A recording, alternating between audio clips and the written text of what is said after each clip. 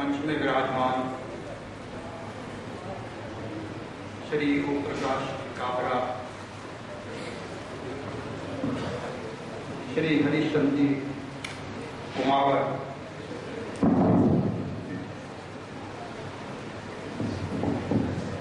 श्री नटवर लाल जी, श्री शिव कुमार जी अग्रवाल, श्री दिनेश मंडोल, श्री चंद्र प्रकाश गौर, श्री अबू बकर नकवी साहब, श्री कमल कुमार जी जैन, जामन सिटी के सभी गणमान्य बंधु, प्रबुद्धजन, उपस्थित सभागृह में सभी प्यारे बच्चों,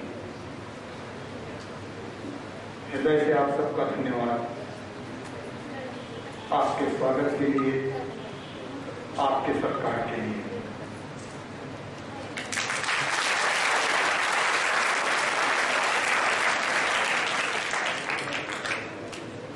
आपके बीच आने का आज मुझे सौभाग्य मिला है। आप लोगों को देखकर मुझे अपना बचपन भी याद आया, जब मैं प्राइमरी स्कूल में पढ़ता था। तो दिल में ये ख्याल आने लगा कि काश वो दिन फिर से लौट के आते और आप जैसा आमंत्रण देकर मैं भी आपके बीच बैठा हूं।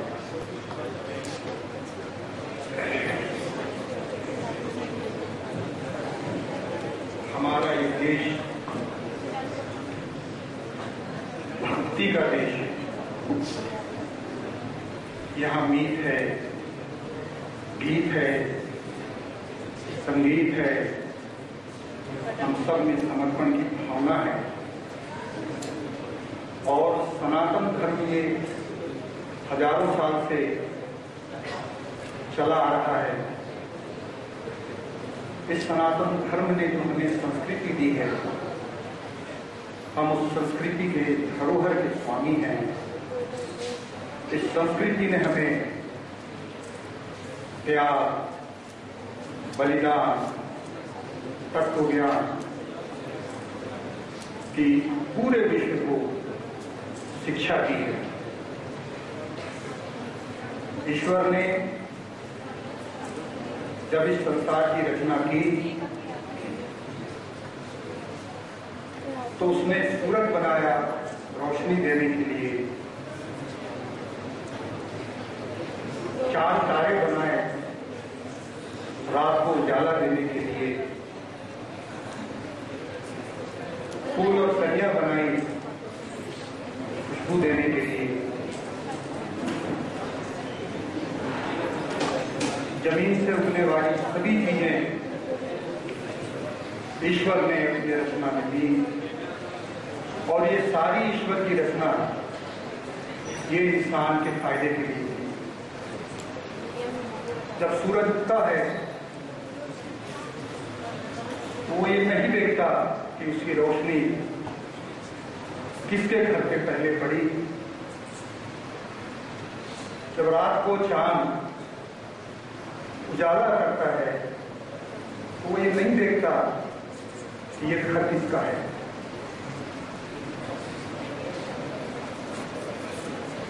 ईश्वर ने जितनी भी चीजें हमको दी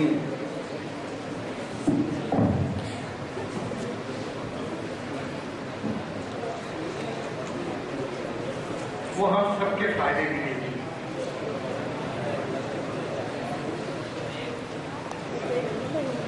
आप इस बात को महसूस कीजिए कि जब कोई आदमी घायल हो, पीड़ा में हो और जल रहा हो तो आप उसकी मदद करने जब जाते हैं तो आप उसका जाति वर्ग पंथ समाज नहीं पूछते, आप सिर्फ इंसानियत के नाते आप उसकी मदद करते हैं। तो ये जो भावना हमारे अंदर रहती है यही वो भावना है जो हमें उन सूफी संतों ने दिया है जिनकी आध्यात्मिक शक्ति से, जिनकी आध्यात्मिक विचारधारा से, जिनके आध्यात्मिक सोच से आज इस भारत में हर जाति, धर्म, समाज और मजहब के लोग एक बनकर रहते और जीते हैं।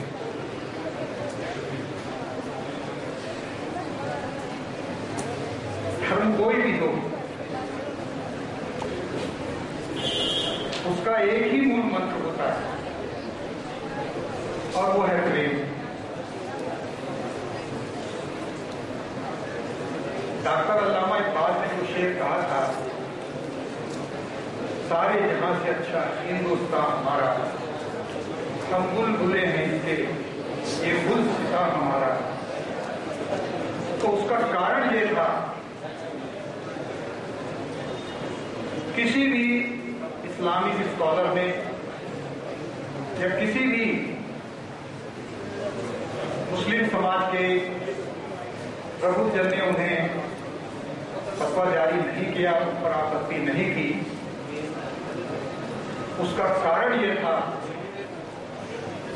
कि धर्म आस्था है और देश ये प्रेम की चीज है।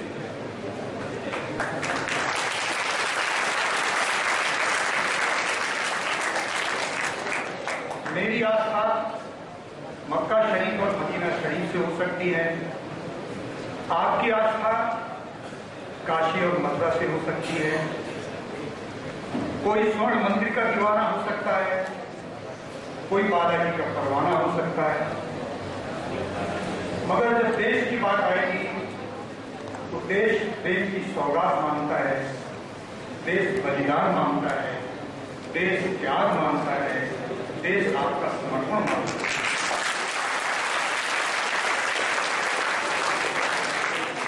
चाहे धर्म कोई भी हो, सारे धर्मों का एक ही मूल मंत्र है कि पोथी पढ़ पंडित भया न कोय, पोथी पढ़ पंडित भया न कोय, दो आखर प्रेम के पढ़ा सो पंडित हो। प्रेम ही एक ऐसी चीज है जो हमारे बीच में एक मूल का काम करती है। और जब देश प्रेम की जब बात आएगी तो तुलसीदास जी का एक छोटा सा संस्करण मुझे याद आ रहा है।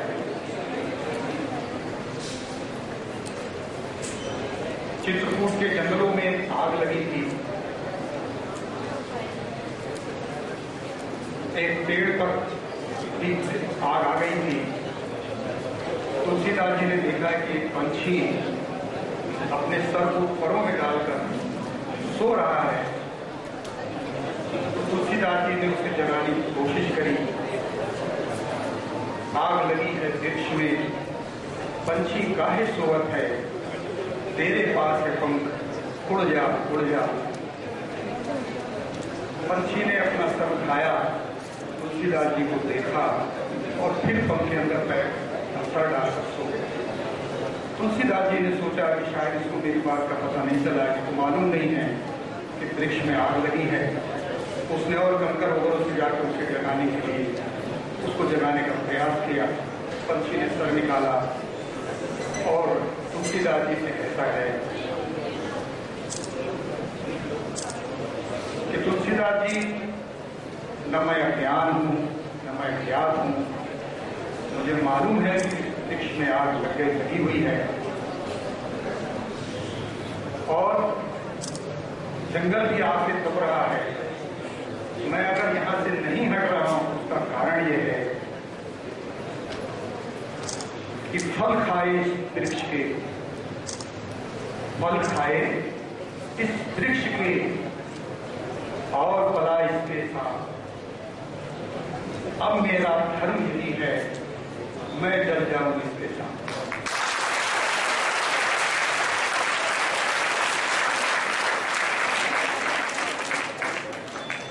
ये कुछ हमारे सूफी संतों से जो हमें ज्ञान मिला है, ये हमारे जीवन की दशा और दिशा को बताता है। आज हमारा देश भी बहुत संकटों से गुजर रहा है।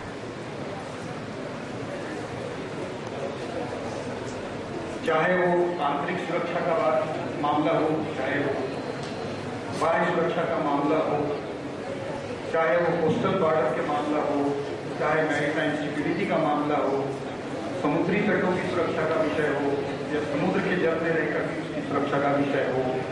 आज हमारा भारत पूरी तरह से संकटों से गुजर रहा है। एक तरफ चीन है, एक तरफ पाकिस्तान है और एक बात और देखिए, आज जो फिलिस्तीन में हो रहा है, आज जो सीरिया में हो रहा है, आज जो इराक में हो रहा है, ये इस्लाम की तालीम नहीं है। इस्लाम की तालीम है बचाना, इस्लाम की तालीम मिटाना नहीं। तो ये जो हो रहा है, ये जो हो रहा है, ये इस्लामी तालीम बिल्कुल नहीं है। कई बार जिहाद का एक लफ्ज आता है आपके पास बार बार, जिहाद जिहाद जिहाद। कुछ आसान लफ्जों में मैं आपको जिहाद के बारे में समझाने का प्रयास करता हूं। जिहाद के माना है हर उस चीज का विरोध करना जो इंसान को नुकसान पहुंचाता है, जो इंसानियत के खिलाफ है, जो इंसान को नुकसान पहुंचाता है, उसका डिफेंस करना, उसका विरोध करना, इसका नाम जिहाद है। धर्म को अधर्म से बचाना, इसे जिहाद कहते हैं। मगर आप जो जिहाद की एक परिभाषा बताकर हमारे देश में आतंक का जो एक माहौल बनाया गया, जो एक भय फैलाया गया, उसका कहीं से भी दूर दूर से भी कहीं उसकी तालीम किसी भी धर्म, समाज, पंथ और मजहब को नहीं जाती। आप देखिए, किसी भी देश में, किसी भी धर्म में, किसी भी सभ्यता में, किसी भी मानवता में, किसी भी संस्कृति में कहीं भी आतंकवाद नहीं। तो फिर ये आतंकवाद आया कहां? इस आतंकवाद को चिन्हित करने की बड़ी आवश्यकता है। ये किसके गर्भ से निकलकर आज ये पूरे विश्व के लिए एक चिंता का कारण बना? तो आपको मैं कुछ ऐसे प्रश्न बताना चाहता हूं जिससे आप ये समझ सकेंगे कि हमारे देश में ये आतंकवाद कहां से आया, जिससे हमारे देश की सुरक्षा में आज बहुत बड़ा संकट है। देखिए, 100 साल के अंदर में 2 नए देश बने हैं। एक का नाम है सऊदी अरेबिया, एक का नाम है इजराइल। सऊदी अरेबिया में 100 साल पहले एक मोहम्मद बिन अब्दुल वहाब थे। उन्होंने एक आइडियोलॉजी को जन्म दिया था। उसका नाम, उस आइडियोलॉजी का नाम था वहाबी आइडियोलॉजी। वो लोग बड़े हार्डकोर थे, मॉडरेट नहीं थे, लिबरल नहीं थे। तो उन्होंने एक सऊदी अरब के अंदर में 2 कबीले रहे। एक थे आले शेर, एक थे आले सऊद। इन दोनों ने मिलकर एक ट्रीटी की और ट्रीटी करके पहले मक्का शरीफ में जाकर कब्जा किया। उसके बाद में वो मदीना शरीफ गए, वहां पर उन्होंने कब्जा किया और 100 साल के अंदर में उन्होंने अपनी एक सऊदी अरब की हुकूमत को उन्होंने खाई। वहां पर लोकतंत्र नहीं है, वहां पर बादशाह है। और आज की तारीख में पूरे अरब कंट्रीज में बड़ा अनरेस्ट है। अभी आप सुन रहे होंगे कि ISIS करके संस्था आई, इस्लामिक स्टेट, सीरिया, और तो उन्होंने एक अमानती जो एक आचरण आज की तारीख में तैयार किया है, वो बर्बरता की चरम सीमा है। ये कहीं से भी किसी भी धार्मिक कार्यों से मिला हुआ आचरण नहीं है। आले शेख और आले सऊद ने ट्रीटी करने के बाद जब मक्का शरीफ और मदीना शरीफ पे कब्जा कर लिया, तो उन्होंने इस आइडियोलॉजी को, एक इस्माइल देहलवी थे, उनके जरिए इन्होंने उसको हिंदुस्तान पे लाया और आज हिंदुस्तान में इसके हजारों मदरसे हैं जो वो काम करते हैं। इसी हिंदुस्तान में एक सुन्नी जमात भी है, जो आपने बरेली का नाम सुना होगा, उससे वो लोग एफिलिएटेड हैं। वो लोग बड़े मॉडरेट हैं, बड़े लिबरल हैं और बड़े ही मिलनसार और एक सांप्रदायिक सद्भावना की भावना को लिए हुए लोग हैं। मुझसे एक बार एक सवाल किया गया था कि इस्लाम ने भारत को क्या दिया। किसी ने कहा था कि ताजमहल दिया, किसी ने कहा था कि लाल किला दिया। तो मैंने इसका जवाब दिया था कि भारत में इस्लाम ने हजरत मोइनुद्दीन चिश्ती, ख्वाजा गरीब नवाज अजमेरी को दिया।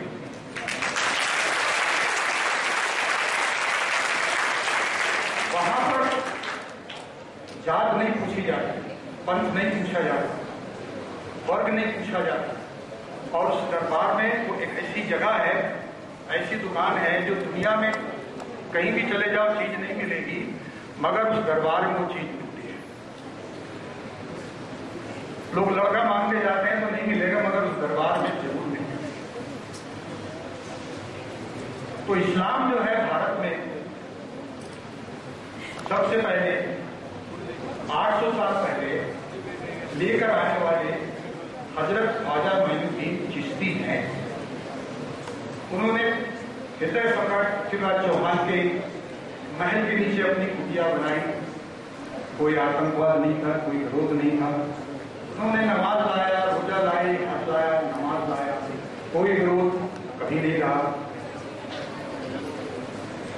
आज की तारीख में आप ये जो आतंकवाद देख रहे हैं, ये 75 साल से हमारे नक्शे में नजर आता है।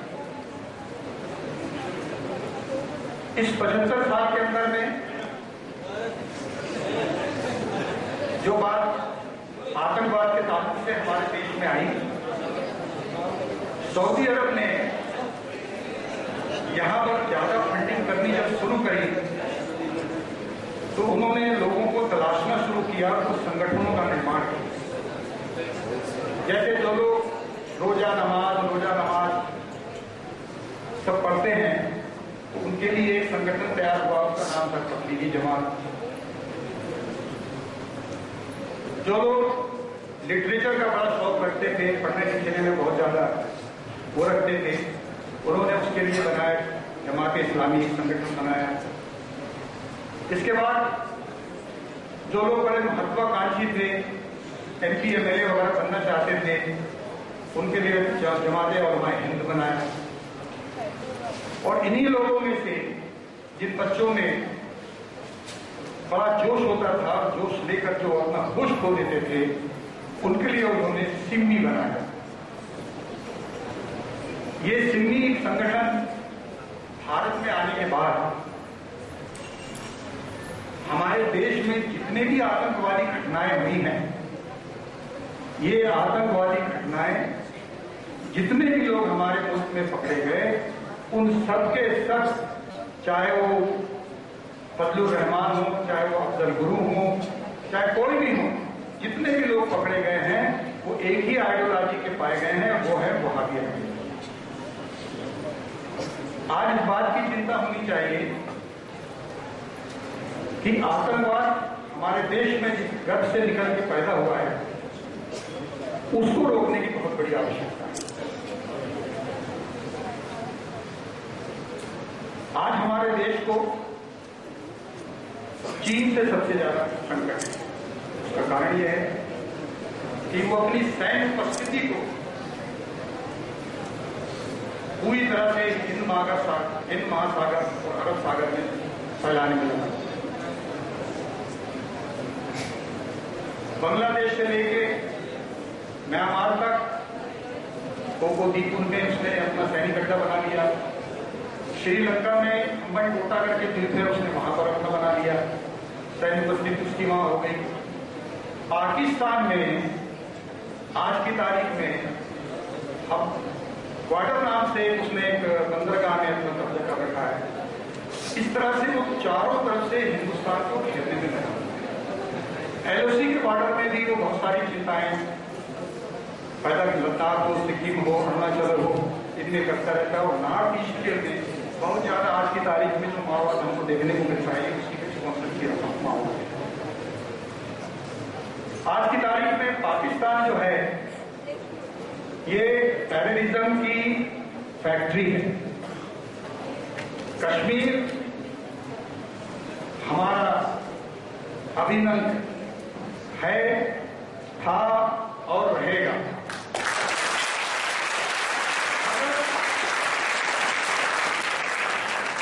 क्योंकि पाकिस्तान के पास वो ताकत नहीं है कि वो हिंदुस्तान से मुकाबला कर सके, इसलिए वो पर्दे के पीछे आतंकवादियों के भरोसे हमारे साथ एक अदृश्य युद्ध कर रहा है। आज जितने भी आतंकवादी बड़े संगठन हैं, पाकिस्तान का एक ISI है, वो उसको पाल रहा है, उसको पूरा फंडिंग करता है, उसको हथियार देता है और कश्मीर में घुसपैठ करके हिंदुस्तान को अनग्रेज करने के लिए पाकिस्तान हमेशा बना है। इसी तरह से कश्मीर के अंदर आप देखिए, कश्मीर में जब हमारा देश आजाद हुआ तो कश्मीर की एक पृष्ठभूमि ये थी कि जिस कश्मीर के बारे में पाकिस्तान आज पीओके पाकिस्तान अनाधिकृत कश्मीर जिसको हम कहते हैं उसको लेने का वो प्रयास कर रहा है, हमेशा उसके लिए झगड़ा फसाद खड़ा करता है और उसको आजाद कश्मीर वो कहता है, जबकि वो हमारे भारत का अभिन्न अंग है। और उसके पीछे की जो कहानी है वो ये है कि 1947 में जब हमारा देश आजाद हुआ तो हरि सिंह एक राजा हुआ करते थे कश्मीर के, और जब 562 रियासतें थी, जब वो सब भारत में विलय हुई आजादी के बाद में, तो कश्मीर के राजा हरि सिंह जी थे, वो विलय करने में थोड़ा सा उन्होंने देरी करी। तो उस वक्त गृह मंत्री हुआ करते थे सरदार पटेल साहब, उन्होंने 562 तो जितनी रियासत थी उनको मिला दिया, मगर जो एक रियासत जो कश्मीर की थी वो पंडित जवाहरलाल नेहरू जी के पास थी और शेख अब्दुल्ला साहब उस वक्त उस पर लगे हुए थे। तो बड़ी देर बाद जब पाकिस्तान के कबायलों ने उधर कश्मीर में घुसपैठ की तो उसके बाद हरि सिंह जी ने देखा कि अब मुझे विलय करना पड़ेगा, तब उन्होंने उस वक्त के प्रधानमंत्री पंडित जवाहरलाल नेहरू से कहा, और इस बीच में कबायली अंदर घुस गए थे, उन्होंने उसी जगह को कब्जा किया जिसको आज हम पीओके कहते हैं, पाकिस्तान ऑक्युपाइड कश्मीर कहते हैं। आज वही वजह है कि वो कश्मीर का डिस्प्यूट प्रधानमंत्री जी पंडित जवाहरलाल नेहरू जी ने उसको यूएन में देने के बाद आज तक वो डिस्प्यूट लगातार बना हुआ है। मगर जितने भी संवैधानिक दस्तावेज आज हमारे पास हैं वो सब के सब हमारे सामाजिक दस्तावेज हमारे भारत के पास ऐसे सबूत हैं कि वो जो पाकिस्तान का पीओके जो हिस्सा है वो हमारे देश का भी एक अभिन्न अंग है। इसके लिए हरि सिंह जी ने एक विलय पत्रक में दस्तखत किए 1947 में, जब हमारा संविधान बना 1950 में, उसमें भी इसकी धारा के पहले एक में लिखा है कि भाई कश्मीर हमारा अभिन्न अंग रहेगा। इसके बाद कॉन्स्टिट्यूंट असेंबली जो जम्मू एंड कश्मीर की हुई, उसमें भी धारा 3 और 4 में ये बात पाई गई कि जम्मू एंड कश्मीर का पूरा जो हिस्सा हरि सिंह जी ने विलय किया है ये सारा का सारा भारत का अभिन्न अंग है, था और रहेगा। ये सारे के सारे हमारे पास वो संवैधानिक दस्तावेज आज भी हमारे पास उपलब्ध हैं। मगर चूंकि पाकिस्तान एक पूरी तरह से खैरात में बना हुआ मुल्क है, ये हिंदुस्तान का हिस्सा था, बिना किसी आजादी की लड़ाई के एक मसलहत के तहत पाकिस्तान का निर्माण हुआ। और मैं तो दुआ करता हूं कि बांग्लादेश, पाकिस्तान, जितने भी हमारे हिस्से हैं फिर से अखंड भारत में मिल जाएं, फिर से अखंड भारत में हमारे पहले था वो आज भी उसी तरह से अखंड भारत को करें।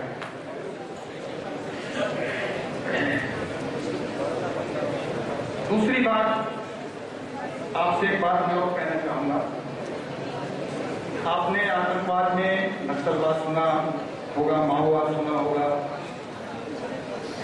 एक मेरी नजर में जो एक देश की सुरक्षा के लिए खास बात मैं आपको दिमाग में डालना चाहता हूं, ये है कि एक है भोगवाद, पश्चिम भोगवाद। आप देखिए चीन जो है आज हमारे देश को 84 अरब डॉलर का सामान एक पेन से लेकर टीवी और लैपटॉप तक वो यहां पर इंपोर्ट करता है। आज वो सारा सामान आज हमारे भारत में इतने अरब डॉलर का आता है जिससे न जाने हमारे कितने गरीब बंधुओं को उनकी रोजी रोटी में उनका अंतर पड़ता है, उनको तकलीफ होती है। क्योंकि ये नहीं, इसको दूर करने के लिए मेरा आपसे एक अनुरोध है। वो अनुरोध ये है कि आप ये प्रण करिए कि आप अपने जीवन में कोई भी चीज अगर इस्तेमाल करेंगे तो स्वदेशी करेंगे।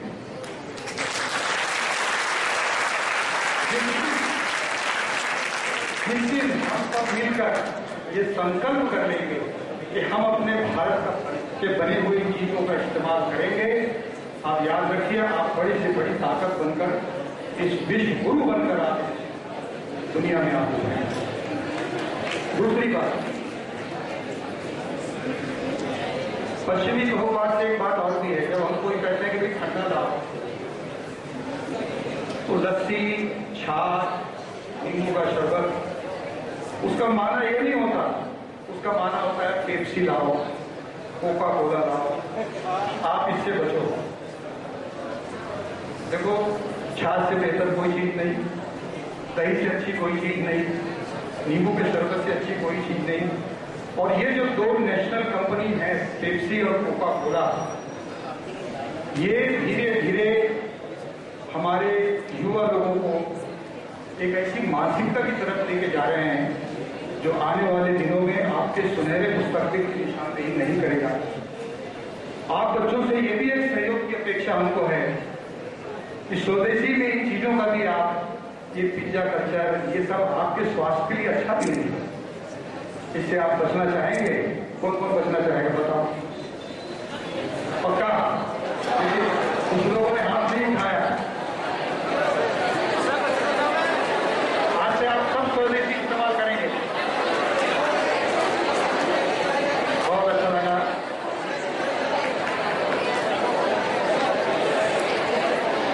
अब देखिए, आप सबको मैं चलते चलते कुछ बात कहना इसलिए चाहता हूं कि आने वाला देश, आने वाला भारत, ये आपका भारत है।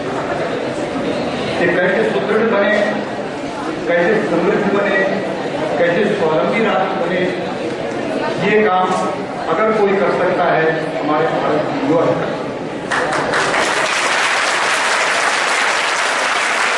हमारे देश की जो संस्कृति है उससे आप लोग उसके मूल्यों को आप धारण करिए, उसकी प्रेरणा को आप अपने अंदर डालने का प्रयास करिए और हमारे भारत को एक ऐसी विश्व शक्ति को बनाने में आप सहयोग दीजिए जो देश की, जो अंतर्राष्ट्रीय न्याय व्यवस्था को सुदृढ़ करने के लिए सराहनीय भूमिका का निर्वहन कर सके। हमारे देश की संविधान, लोकतंत्र, समाजवाद,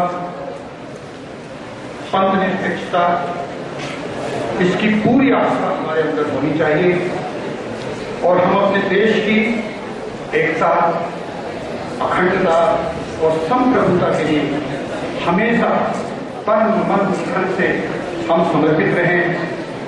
चलते चलते हरिवंश राय जी की एक छोटी सी कविता आपको मैं समर्पित करना चाहता हूं और ये अपेक्षा करूंगा कि जीवन में उस कविता को आप धारण करके चलिएगा। निश्चित आने वाला समय आपका समय होगा कि लहरों से डरकर नौका पार नहीं होती, कोशिश करने वाले की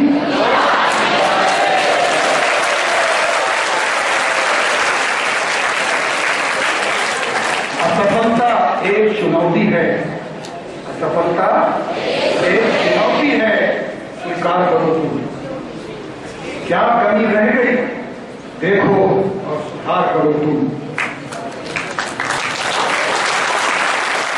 जब तक सफल न हो, जब तक सफल न हो, नींद और चैन को त्यागो तुम।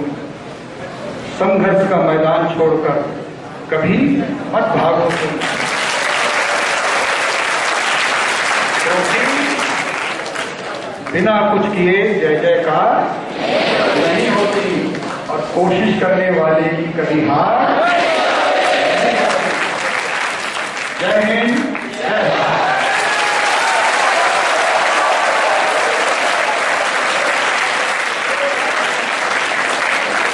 विद्यार्थी